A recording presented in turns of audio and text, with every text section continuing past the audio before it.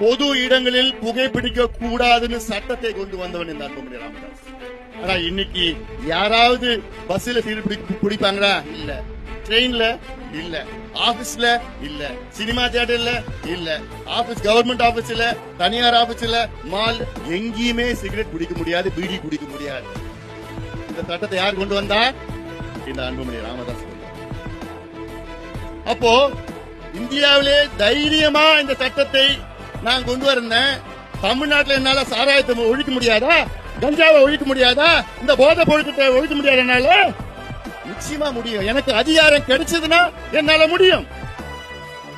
அந்த தைரியம் எல்லாமே இருக்கு எனக்கு. ஆனால் அந்த கையெழுத்து போடுற அதிகாரம் மட்டும் இல்லை.